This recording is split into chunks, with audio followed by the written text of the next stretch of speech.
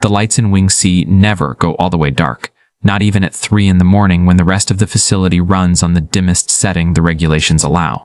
I asked about that during my first week, why one wing burned brighter than every other corridor in a building that otherwise tried to save power wherever it could. The answer I got was short and final. The kind of answer that tells you more by what it doesn't explain than by what it does. Some of the residents in Wing C don't do well in the dark, not because they're afraid of it, because something changes in them when the dark gets complete enough, and the people who run this place would rather pay the electric bill than find out exactly what that change looks like from the wrong side of a cell door. My name's Dean Ashworth, and 7 months ago I was working corrections at a regular county facility outside Joplin, Missouri. Decent enough job, predictable enough hours, until budget cuts trimmed our shift differential pay down to almost nothing and left me struggling to cover child support on what was left.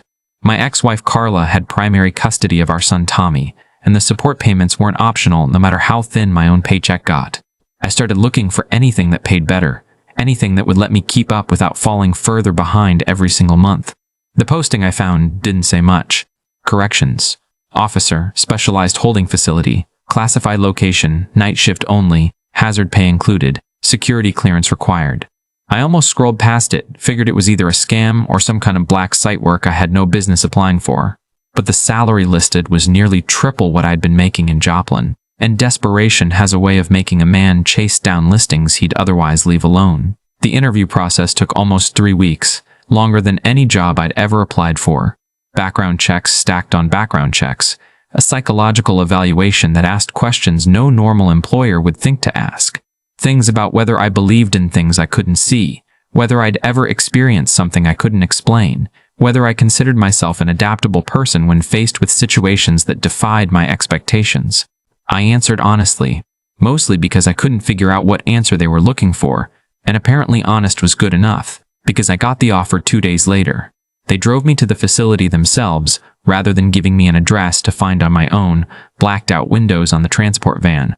A route that doubled back on itself enough times that I gave up trying to track our direction within the first 20 minutes. The building itself looked like nothing from the outside, a low concrete structure that could have passed for a water treatment plant or an electrical substation, fenced in by something taller and more serious than any fence I'd seen around a normal prison, with warning signage that mentioned nothing about inmates and everything about restricted frequencies and unauthorized recording equipment. The man who trained me introduced himself only as Sergeant Voss, no first name offered. A broad-shouldered man in his 50s, with a calm that felt less like confidence and more like a thing he'd had to build deliberately over a long career, brick by brick, because the alternative to that calm was something he couldn't afford to feel on this job. He walked me through the basic layout first, a facility built less like a prison and more like a series of nested containment rings, each wing holding residents, never called inmates, never called prisoners, always residents, sorted by some classification system he never fully explained beyond saying the letter designation told the staff everything they needed to know about handling protocol. Then he sat me down in a windowless briefing room and slid a thick binder across the table, far heavier than any training manual I'd handled at my old job, the kind of weight that made me sit up straighter just from having it in front of me. "There's 9 rules," he said. 9, not 7, not 5, because this facility doesn't run on the kind of math that lets you cut corners. You follow every single one of them exactly as written. Every shift, with no exceptions made for fatigue, sympathy, or curiosity. I've seen all 3 of those get people killed in here, and I'd rather not watch it happen to you. He opened the binder to a tabbed section and read through it without much inflection. The way a man reads something he's recited often enough that emotion has worn off the words entirely, leaving behind just the bare instructions themselves. Rule 1. You never make direct eye contact with the resident in C7 for longer than 3 seconds. Not through the cell window, not through the camera feed, not in passing. 3 seconds, no more. If you lose count, look away immediately and don't look back at that cell for the rest of your walk. Rule 2. Meal trays for D-Wing go in through the slot face down, food side against the tray, never face up. I won't explain why, just don't ever serve it the way you'd serve a meal to a person. Rule 3. If you hear your own name called from inside any cell during a wing check, you do not respond, you do not turn toward the sound, and you do not break your walking pace. Keep moving exactly as you were moving before you heard it. Rule 4. The resident in B12 will ask you questions about your life outside this facility. Personal questions. Your family, your son, where you grew up. You answer none of them. Not the easy ones, not the ones that feel harmless. Every answer you give that thing is a thread it gets to pull on later. Rule 5. Wing E goes on full lockdown at exactly 2 in the morning, no exceptions, no matter what sounds are coming from inside it beforehand. If you're doing rounds anywhere near E when that lockdown engages, you clear the corridor before the 2 o'clock mark, not after. Rule 6. Never count the cells out loud during a head count. Count silently, mark your tally sheet, but the moment you say a number out loud in that hallway, something in this facility starts counting along with you, and it doesn't always stop where you stop. Rule 7. If the intercom system patches through static instead of a voice during an announcement, you do not adjust the volume, you do not try to clear the static, and you absolutely do not speak into your own radio to ask if anyone copies. You wait for it to resolve on its own, or for a supervisor to physically come find you. F-Wing's residents get fed exactly at the times listed on the schedule. Never early, never late, not even by 5 minutes either direction. If you're running behind, you call ahead to flag it, rather than rushing the delivery. A late meal in F-Wing is worse than a missed one. Rule 9. Voss closed the binder partway before finishing this one, like he wanted his hands occupied rather than resting flat against the cover while he said it. If you're ever asked by a resident, any resident, in any wing, to open a door that isn't on your assigned route for that shift, the answer is no, every single time, regardless of what they offer you in exchange. I don't care what they promise. I don't care how reasonable the ask sounds in the moment. The answer is no. I asked him what exactly residents in a facility like this could possibly offer a guard that would make Rule 9 necessary to state out loud. He looked at me for a long moment, the calm in his face holding steady but something underneath it flickering just slightly, like a light bulb about to need replacing. You'd be surprised what sounds reasonable at 4 in the morning when you're tired enough, he said. That's exactly why the rule exists. Not because the offers are obviously bad, because some of them aren't. He didn't say much else after that, just walked me through badge protocols and emergency codes in a tone that made it clear the conversation about the 9 rules was closed for good, and that whatever else I needed to understand about this place, I'd understand it through experience rather than explanation. Before I go further, I want to mention something for those of you who've been asking. A lot of you have requested stories without the strange rules format, so I started a second channel just for that, called Mr. Grim Archives. Links in the description if that's more your speed. Also, drop a location or premise in the comments if there's something specific you'd like a story built around, because I read through every single one of them when I'm deciding what to write next. Now, back to the facility. The first month passed in a kind of careful tension that never fully relaxed, but also never spiked into anything I'd call a crisis. I learned the rhythm of the wings fast. B through F arranged in a half circle around a central control hub, each one quieter than I expected. A facility full of dangerous residents to be. No shouting, no banging on cell doors, just a low constant hum of something that felt less like silence and more like patience.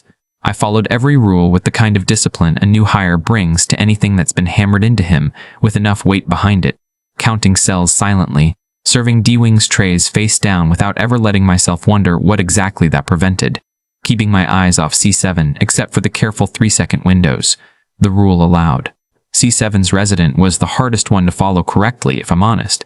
Something about that cell pulled at a man's attention in a way that made 3 seconds feel like both far too long and nowhere near enough. I never got a clear look at what was actually in there during those brief windows, just an impression of stillness, of something sitting very calm and very patient on the other side of reinforced glass, watching the hallway the way a spider watches the edge of its web for the smallest vibration of movement.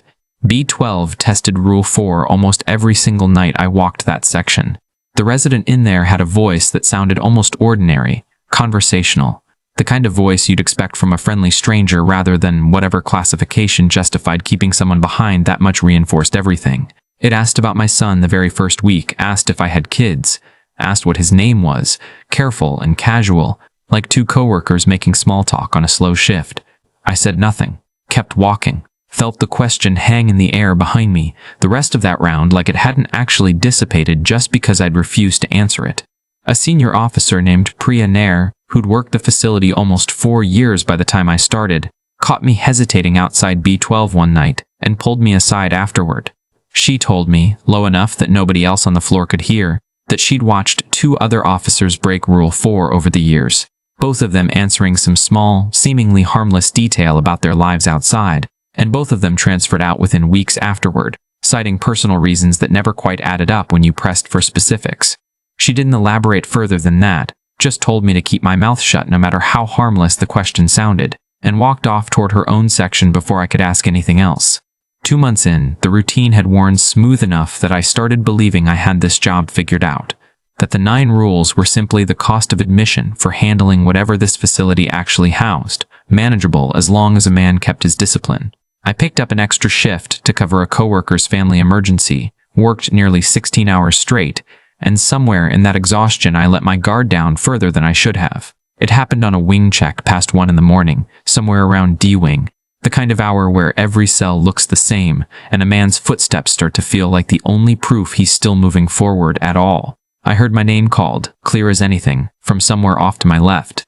Dean, said exactly the way Carla used to say it back before the divorce, a specific inflection I hadn't heard out loud in over a year. Rule 3 said, don't respond, don't turn, don't break pace. I kept walking for maybe 3 more steps before my body betrayed me entirely, and I turned my head, just for a fraction of a second, toward the cell the sound had come from. The cell was D4, occupied by a resident I'd never gotten a clear look at before that night. Mostly shadow behind the reinforced glass, shape indistinct enough that I couldn't have described it to anyone afterward, beyond saying it had been facing the door, waiting, like it already knew exactly which direction I'd eventually look. I corrected myself fast, faced forward again, finished my round at a pace that probably looked more like fleeing than walking by the time I reached the end of the corridor. Nothing happened immediately. No alarm, no consequence I could point to right away. But for the rest of that week, every wing check past D4 carried a weight it hadn't carried before, like the cell itself was waiting to see if I'd make the same mistake twice. About 3 weeks after that, during a routine head count in E-wing, I lost count partway through, distracted by something rustling in one of the vents overhead, and muttered the number 11 out loud without thinking, just under my breath, barely audible even to myself. Rule 6 said, never count out loud. The lights in that corridor flickered once, hard, and from somewhere down the hall, faint but unmistakable, I heard a second voice pick up the count exactly where I'd left off, counting 12, 13, 14, in a flat, patient tone that didn't belong to any of my coworkers on shift that night. I stopped counting entirely after that. Finished the head count by tally marks alone, hands shaking too badly to trust my own voice with anything for the rest of that round. C7 gave me my closest call with Rule 1 about a month later. I'd grown comfortable enough with the 3-second rhythm that I stopped consciously counting it, trusting muscle memory instead, and one night, distracted by something Priya had told me earlier about a transfer request she'd filed, I lingered on that window, a half second too long, maybe 4 seconds total instead of 3. In that extra half second, whatever sat in that cell tilted its head, slow and deliberate, the first movement I'd ever actually witnessed from it directly, and I swear even now that for just that fraction of a second, it smiled at me, an expression that had no business looking as understanding as it did. I looked away hard, heart hammering, and didn't walk that corridor again without consciously counting every single second for the rest of my time at that facility.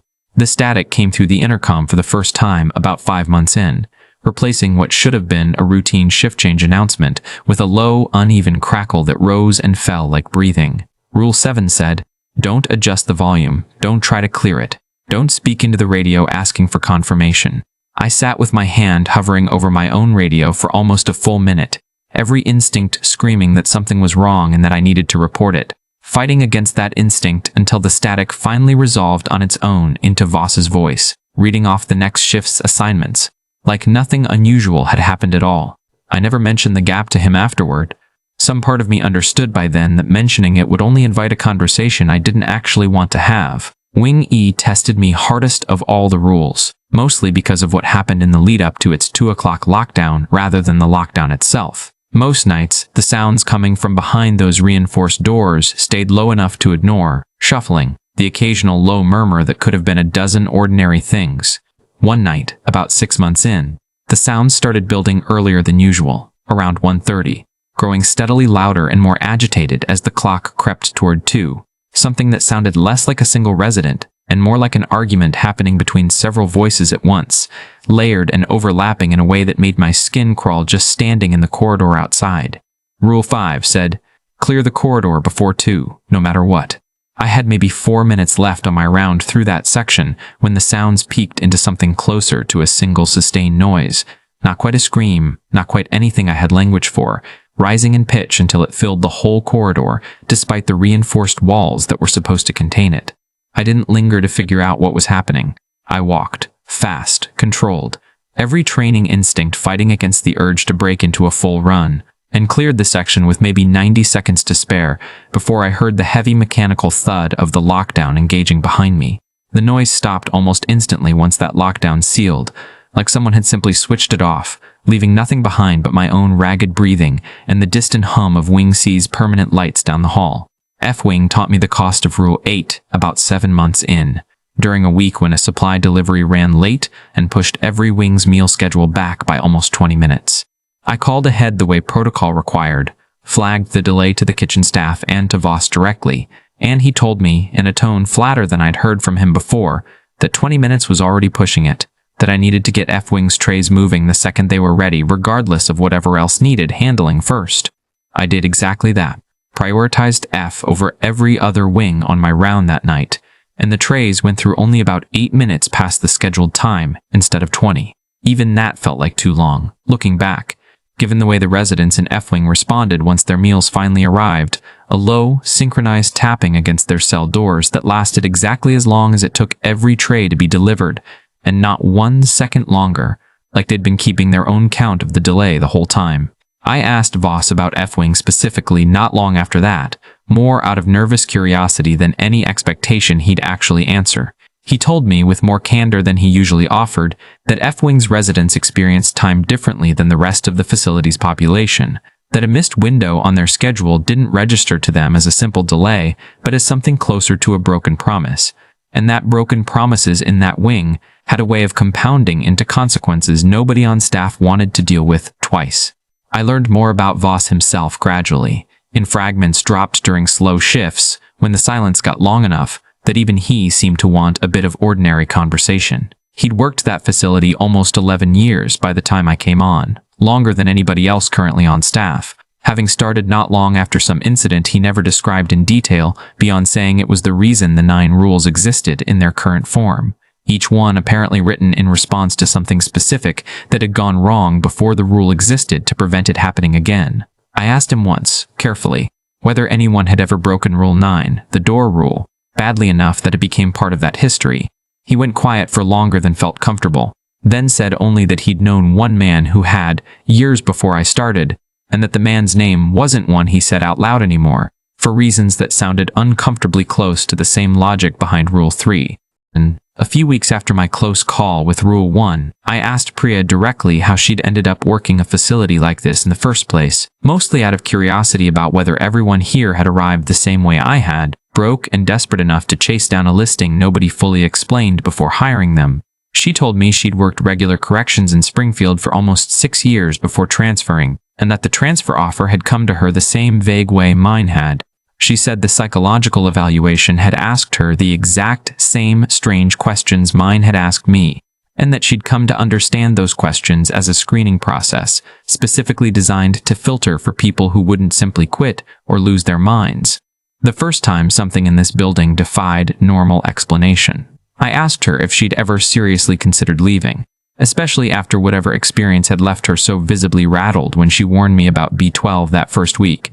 She thought about it for a long moment before answering, said she had more than once, especially in her first year, but that the pay kept her afloat through a divorce of her own and a sick parent's medical bills in a way no other job within driving distance ever could have managed.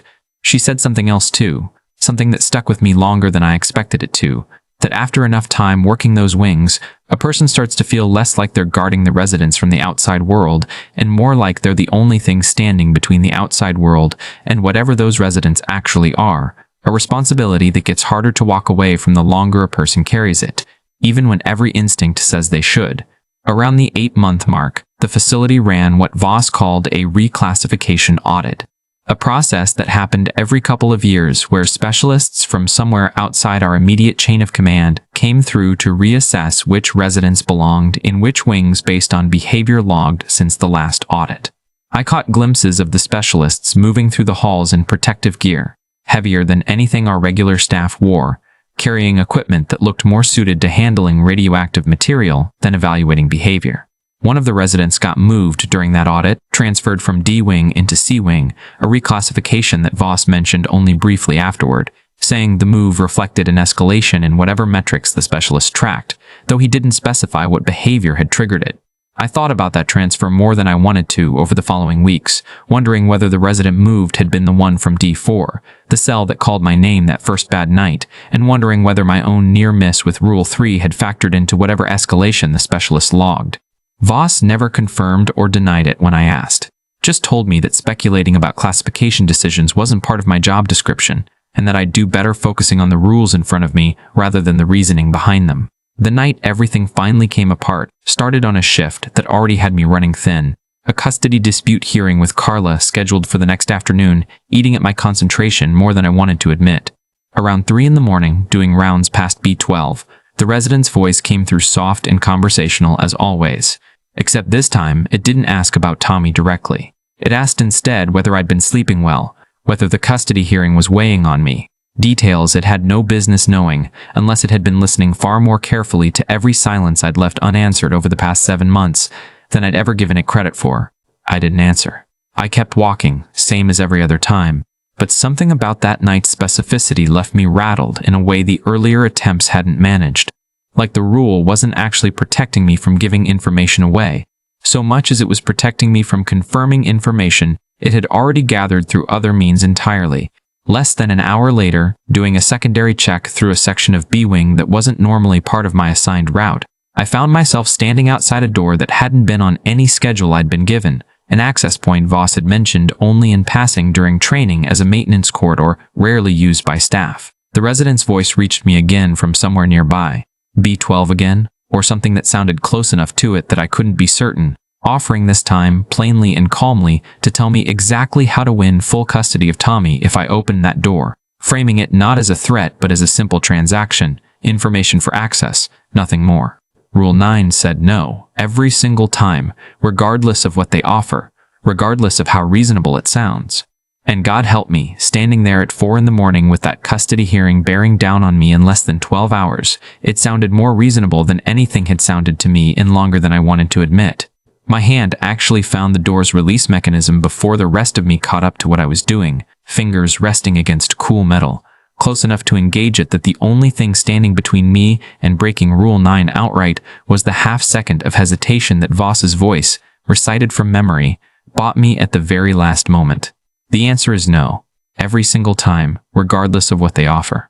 I pulled my hand back.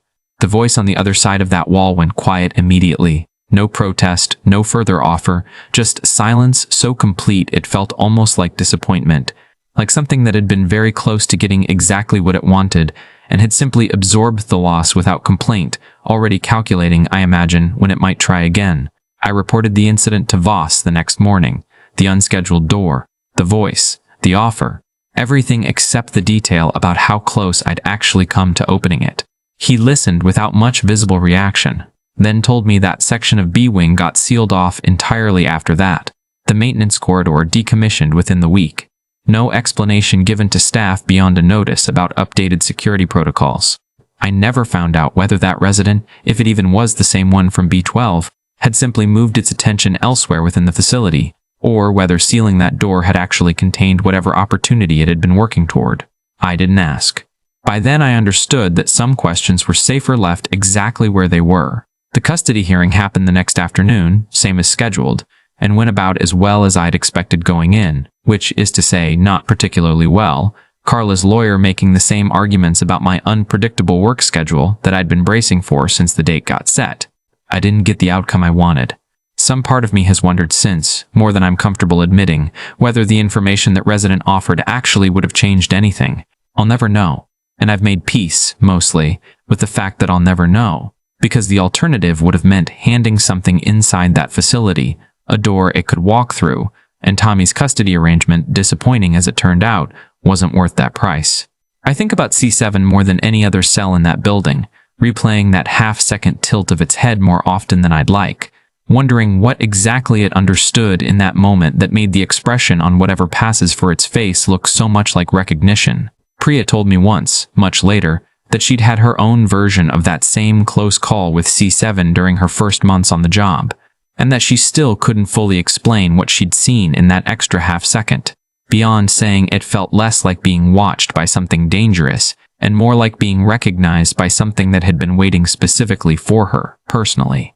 D4 never called my name again after that first night, at least not that I've noticed, though I've started wondering whether that's because the rule worked exactly as intended, or because whatever lives behind that door simply moved on to testing other officers instead. I asked Priya once whether her name had ever been called from a cell during her own rounds. She said yes, more than once, different cells each time, and that she'd come to think of it less as a personal threat and more as a kind of standing test.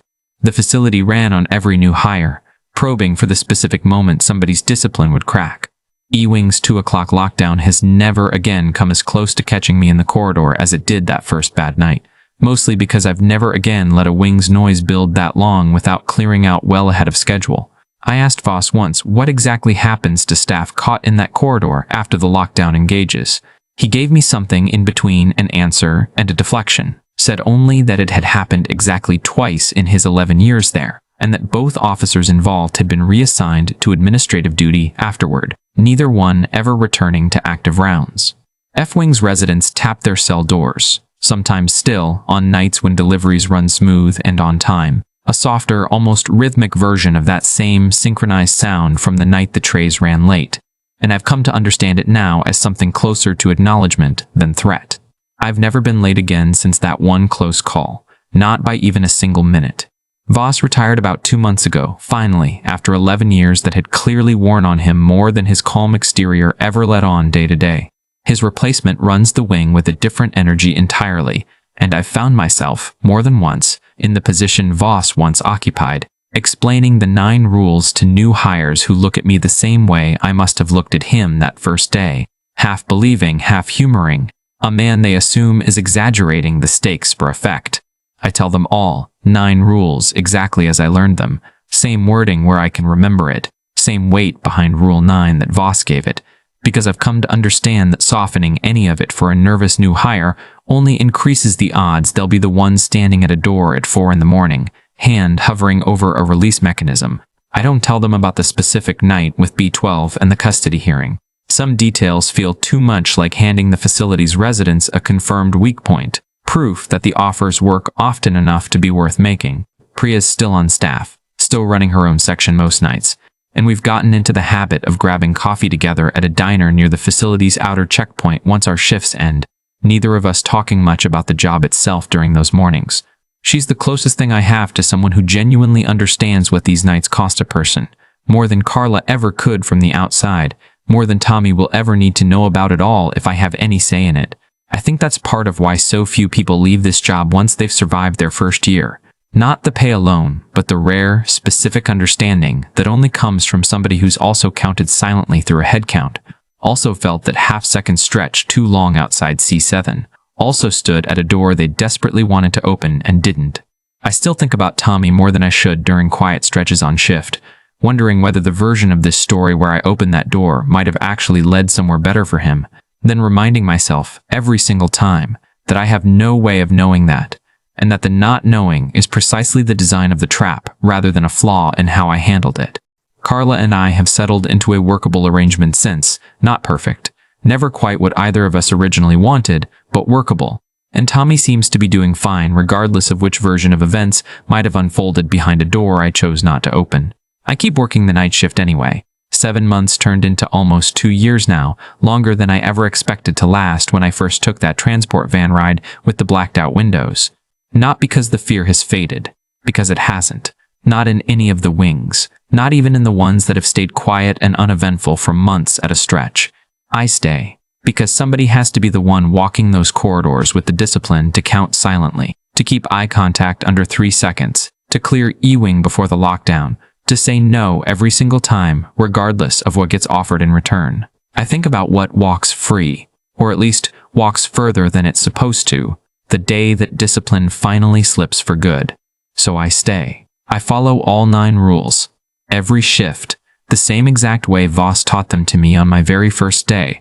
And some nights, walking past C7 with my 3 seconds counted out clean in my head, I find myself wondering whether it's still watching the hallway, the same patient way it watched it that very first week, waiting for the next officer tired enough, distracted enough, or desperate enough to finally give it the extra half second it's been waiting on this whole time.